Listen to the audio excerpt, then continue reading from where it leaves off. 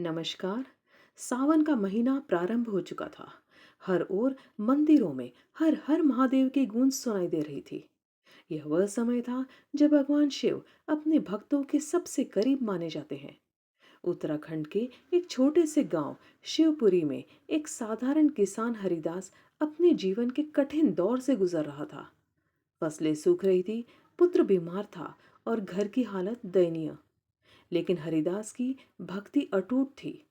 वह रोज सुबह उठकर नदी में स्नान करता, बेलपत्र और गंगाजल लेकर गांव के पुराने शिव मंदिर जाता और शिवलिंग पर चढ़ाता।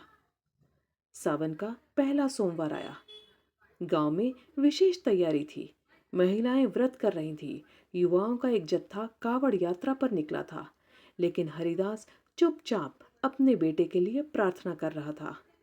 उस दिन की रात जब वह मंदिर में अकेला बैठा था और ओम नमः शिवाय का जाप कर रहा था, एक तेज प्रकाश मंदिर के अंदर फैला।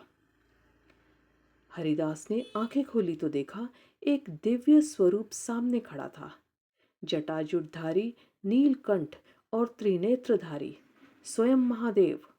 हरिदास की आंखों से आंसू बह निकले। उसने झुककर प्रणाम किया। भगवान शिव ने करुणा से कहा, हरिदास, तेरी निस्वार्थ भक्ति और श्रद्धा ने मुझे यहाँ आने को विवश कर दिया। तू कुछ मांग, मुझे आज प्रथम सोमवार के दिन मेरा वरदान प्राप्त होगा। हरिदास ने हाथ जोड़कर कहा, प्रभु, मेरे पुत्र को स्वस्थ कर दीजिए और इस गांव में कभी अकाल न पड़े। मुझे कुछ नहीं चाहिए। भोलेनाथ मुस्कुराए। तू सच्चा भक्त है, तेरी प्रार्थना पूर्ण होगी। तेरा पुत्र प्रातः स्वस्थ होगा और इस गांव को मेरी कृपा से कभी भूख नहीं सताएगी। यह कहकर भगवान अंतर ध्यान हो गए। अगले दिन सुबह जब हरिदास घर लौटा, उसका पुत्र पूर्ण रूप से स्वस्थ होकर खेल रहा था। गांव में कई वर्षों बाद पहली बार समय पर बारिश हुई और फसलें लहलहा उठी। उस दिन से हर सावन के पहले सोमवार को गांव में विशेष पूजा होती है और लोग कहते हैं, जहां सच्चे मन से भक्ति हो वहां स्वयं महादेव प्रकट होते हैं।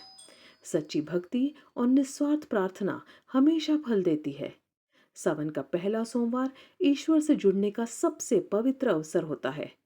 हर हर महादेव। ओम नमः शिवाय।